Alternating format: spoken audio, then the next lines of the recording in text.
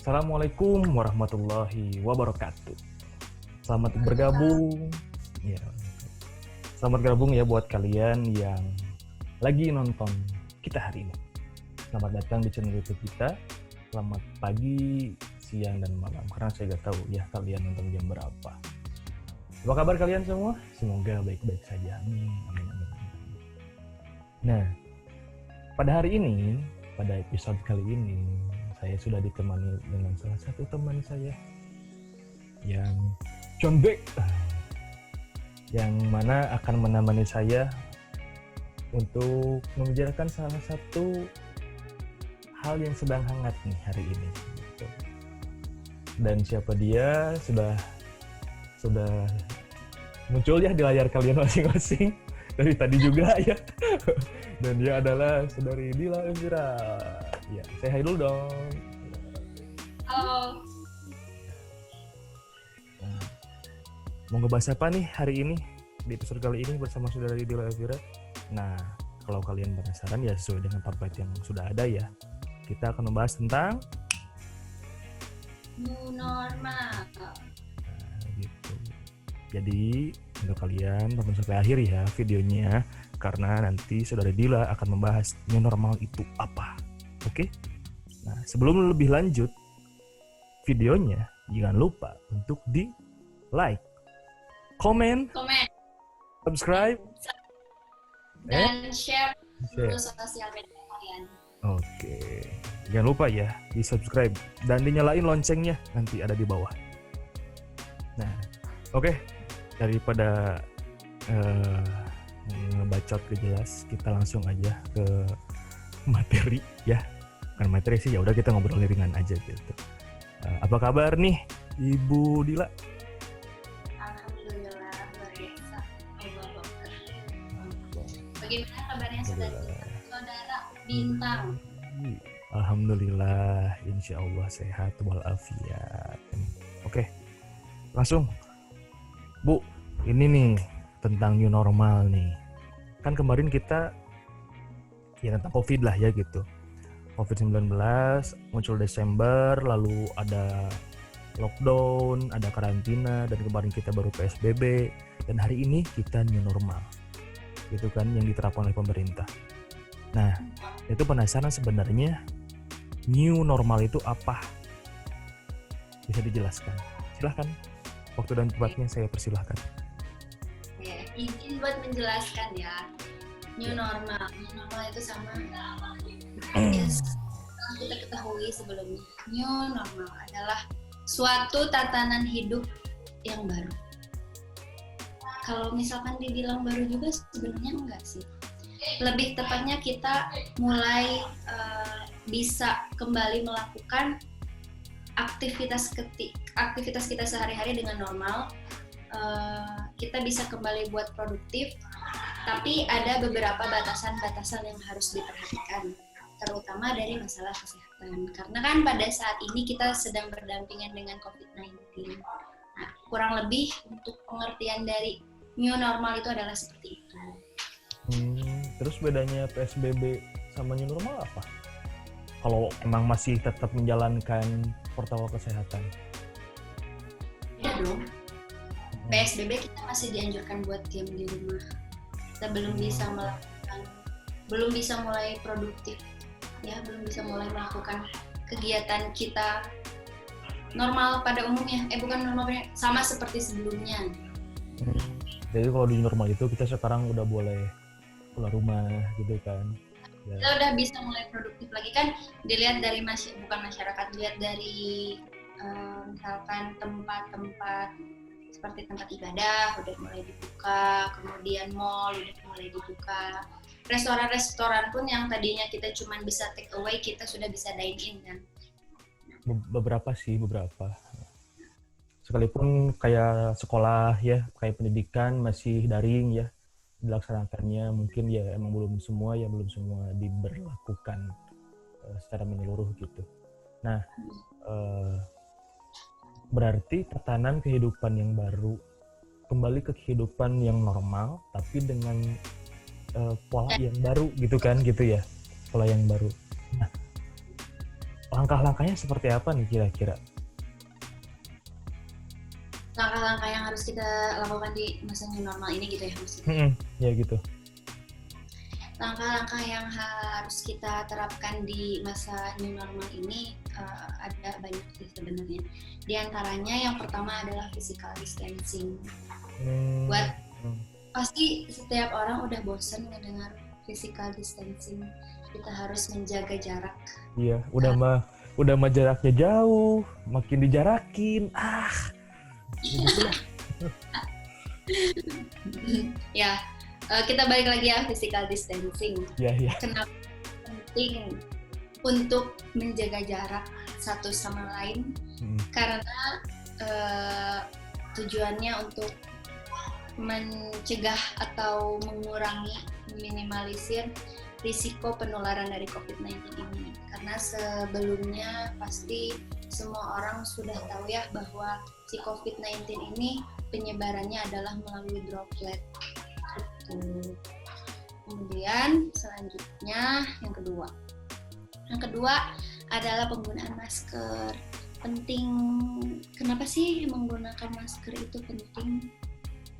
Ya, balik lagi yang tadi, karena penularannya melalui droplet. Itu droplet itu apa sih? Droplet itu cairan bisa berupa saliva, bisa berupa cairan atau sekret yang keluar dari hidung kita. Oh, jadi yang muncrat, kalau ngomong muncrat tuh itu tuh droplet namanya. Droplet. Hidung juga bisa muncrat gitu. Apa? Hidung juga bisa ngeluarin muncrat gitu, gimana maksudnya?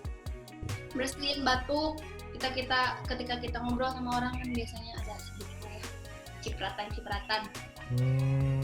Makanya penting menggunakan masker supaya fungsinya untuk melindungi diri kita dan orang di sekeliling kita. Jadi saling menjagalah dengan menggunakan masker ini.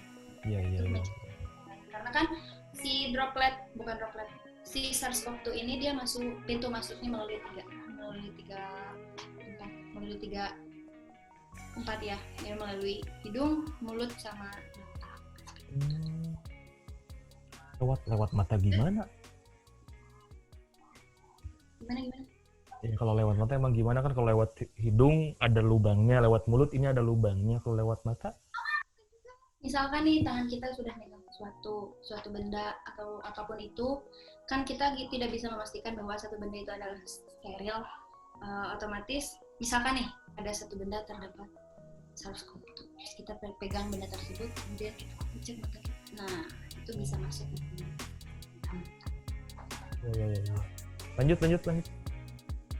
Selanjutnya yang ketiga adalah pentingnya cuci tangan. Pasti teman-teman semua di sini udah tidak asing dengan seruan-seruan untuk selalu rajin mencuci tangan.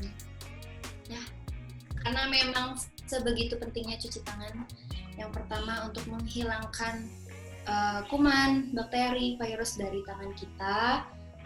Kemudian gimana ya? Jadi tangan itu kan tidak bisa kita pungkiri dalam kehidupan sehari-hari. Kita tuh banyak sekali benda yang kita pegang. Nah, dan di benda-benda tersebut kita tidak dapat memastikan ada bakteri apa, ada virus apa, sehingga tujuan kenapa penting cuci tangan itu balik lagi ke yang tadi, buat mengurangi penularan dari virus SARS-CoV-2 ini.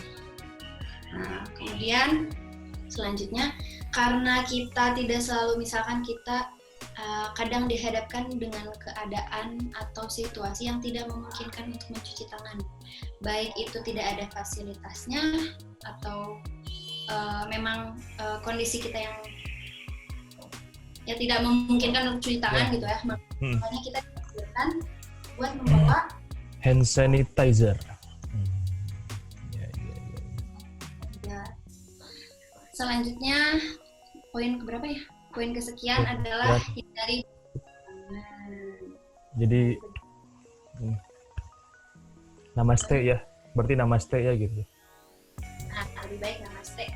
Balik lagi, sebenarnya kalau misalkan kita lihat dari tujuan-tujuan anjuran-anjuran yang diberikan oleh pemerintah itu, tujuannya sama, untuk mengurangi, untuk mencegah mencegah untuk memutus rantai penularan dari COVID.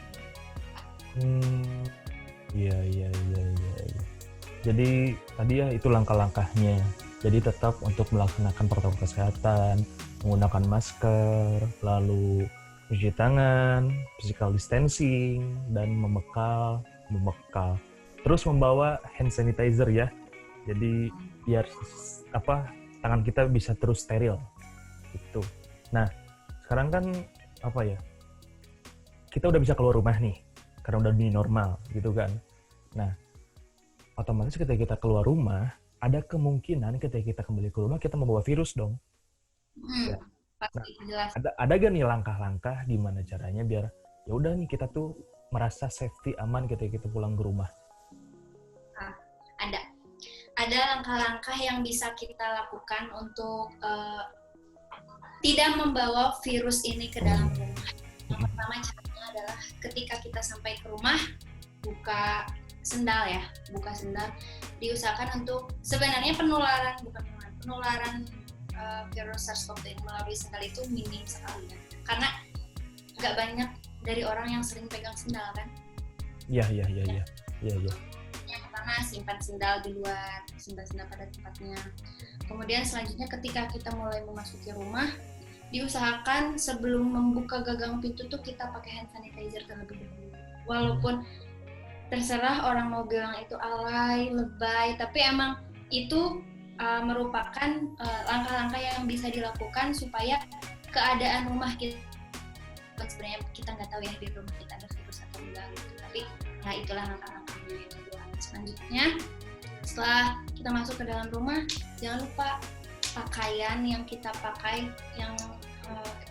gunakan segera dilepas. Jadi sebelum kita mandi, sebelum kita mengganti pakaian dengan yang bersih, hindari untuk duduk atau tiduran dan sebagainya. Jadi jangan ada kontak dulu dengan barang-barang yang ada di rumah.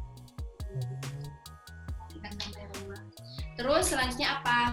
Pas sampai rumah, masuk rumah, cuci tangan dulu, ganti baju, mandi. Itu yang bisa kita lakukan untuk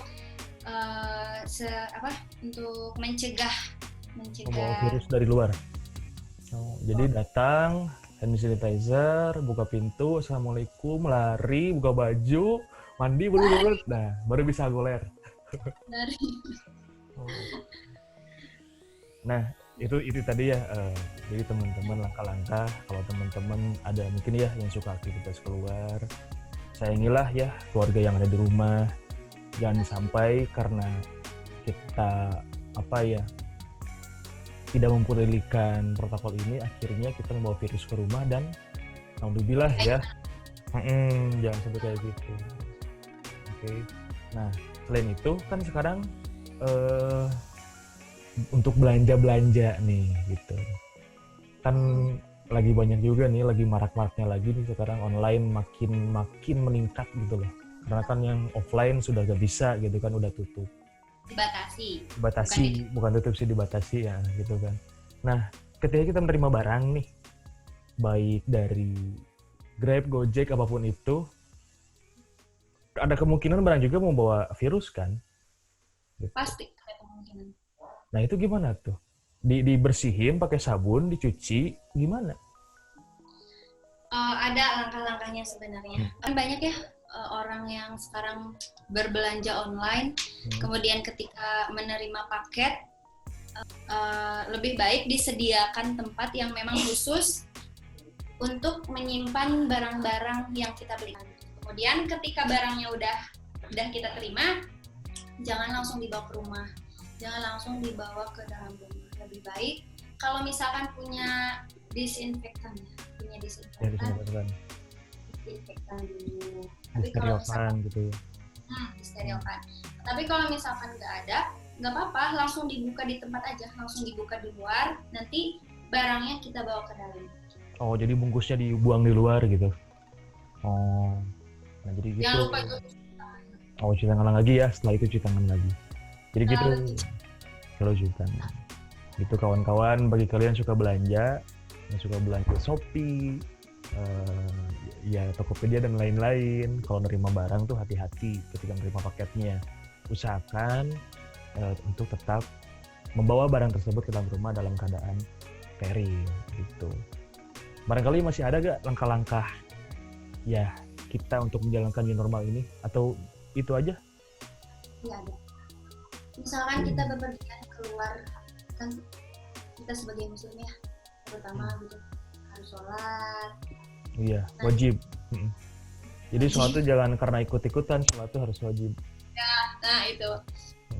Sebaiknya kita membawa alat sholat sendiri, membawa alat sholat pribadi dari rumah daripada kita menggunakan alat sholat yang sudah disediakan. Karena kita mah berusaha untuk meminimalisir aja supaya kita sehat dan tidak terlalu. Terus kalau misalkan memang kan ada orang yang malas buat bawa barang-barang seabrek, ada yang enggak. Dianjurkan juga buat bawa alat makan sendiri sebenarnya, karena kan kita nggak tahu luar seperti apa. Jadi kalau sekarang kalau mau ngebaso di luar bawa mangkok, sendok sendiri semua. Terus, benar-benar. Berikut sama sendok pecin si emangnya bawa sendiri. Aku mau bagi sedikit pengalaman aku kemarin. Jadi ceritanya satu hari aku ada pedagang jamu, ada tukang jamu. Udah lama kan nggak pernah minum jamu lagi. Tapi pada saat itu posisinya aku lagi nggak di rumah dan aku nggak bawa alat makan sendiri, apalagi gelas ya gitu ya. Masih lupa nih, maksudnya bukan masih lupa, belum kepikiran.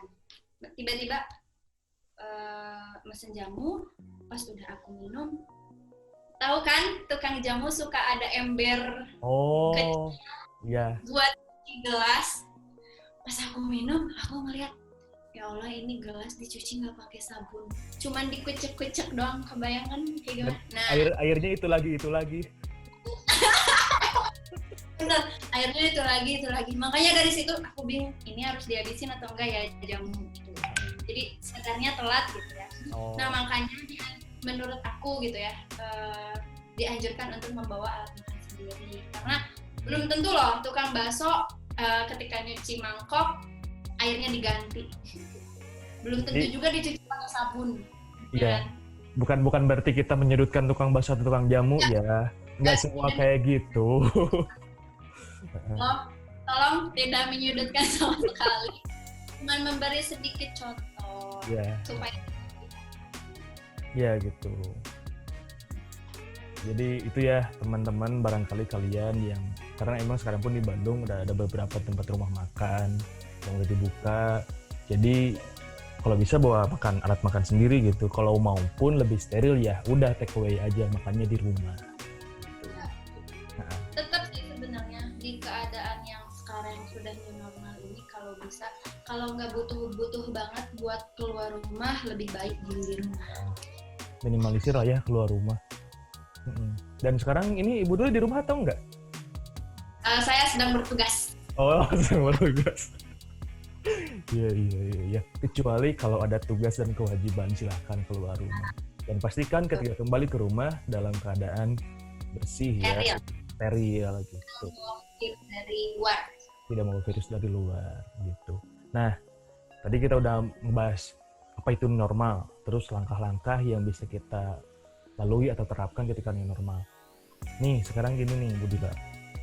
Kan sekarang tuh new normal kira-kira udah berjalan sebulan kalau nggak salah. Gitu. Nah, menurut Bu Dila, masyarakat kita itu sekarang sadar gak sih? Ataukah malah cuek-cuek aja nih karena udah ada new normal ini terhadap COVID gitu loh? Melihat dari di lingkungan aku sendiri ya, kalau entah teman-teman adanya, tapi yang aku lihat sendiri di lingkungan aku saat ini adalah, aku mengakui masih banyak orang yang belum terlalu peduli, bahkan ada yang tidak peduli. Emang lingkungannya di mana? Di TET. Nah, masih banyak yang kurang peduli terhadap pentingnya menjaga kesehatan, terhadap pentingnya mengikuti peraturan dan anjuran pemerintah gitu. Aku ngomong apa sih? Ya padahal itu ya yang dari new normal ini yang menjadi kunci mutlaknya itu adalah kesadaran masyarakat ya padahal ya. Benar. Kesadaran masyarakat. Semakin banyak orang yang sadar, semakin banyak orang yang mengikuti atau menjalankan peraturan-peraturan yang sudah diterapkan oleh pemerintah, semakin cepat pandemi ini berakhir. Karena kan kita bisa melihat pada kenyataannya saat ini, kalau aku lihat gitu ya dari update-update tentang COVID-19, pasien yang positif kena COVID-19 itu semakin meningkat. Sekarang peningkatannya lebih cepat.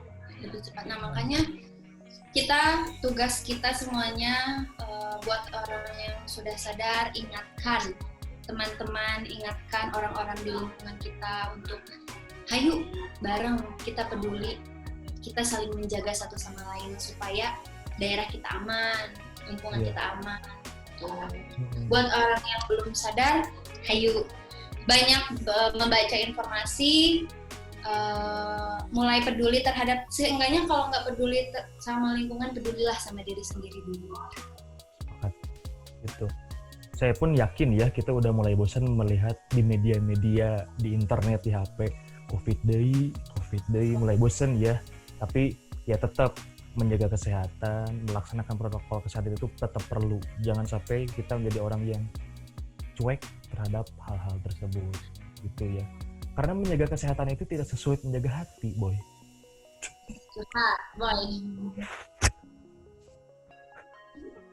Ya, gitu. Jadi percayalah sebelum kalian menyesal, jagalah kesehatan kalian. Oke?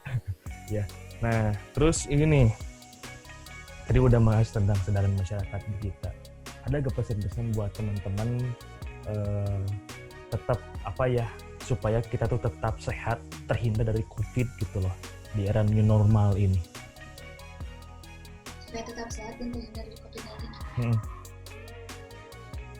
Tips-tipsnya ya, pesan dari aku yang pertama, update informasi.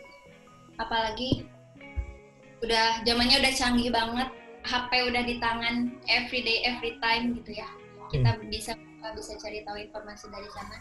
Jangan malas buat nyari informasi bagaimana perkembangan COVID-19 saat ini, kemudian bagaimana pencegahan yang harus kita lakukan, tingkatkan kesadaran diri kita sendiri, kemudian bantu juga masyarakat kita untuk menyadari pentingnya mengikuti anjuran pemerintah untuk memutus rantai COVID-19 ini. Iya, betul. Ya karena sangat kita rasakan dampak dari COVID ini itu sangat mempengaruhi kehidupan kita hari ini ya. Bahkan mungkin akan sangat berdampak di kehidupan kita selanjutnya gitu. Ketika COVID ini sudah tidak ada, jelas ya kita sekarang hari ini mulai sadar, bahkan sangat disadarkan tentang pentingnya kesehatan, dan kebersihan. Jadi semoga COVID ini segera selesai ya Bu ya. Gitu. Semoga untuk mereka yang terkena dampak dari COVID ini bisa diberikan kekuatan, kemudahan dan bisa survive gitu. Dan buat kalian juga semoga kalian tetap disehatkan. Jadi gitu guys.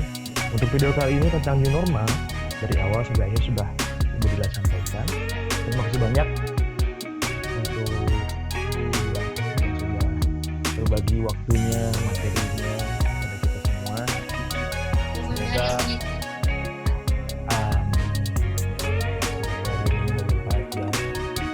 begitu guys ya. Tolong dicatat. Mari kita ingatkan teman-teman terdekat kita, keluarga kita untuk tetap menjaga kesehatan karena COVID ini benar-benar ada. Oke. Mungkin cukup sekian untuk video episode kali ini. Mau goodbye dulu, boleh lah ke penonton. Semoga selalu diberi kesehatan. Amin. Ya, cukup sekian dari saya, kru yang bertugas mewakili saudari Dila. Pamit undur diri. Assalamualaikum warahmatullahi wabarakatuh. Terima kasih. Dadah. Bye-bye.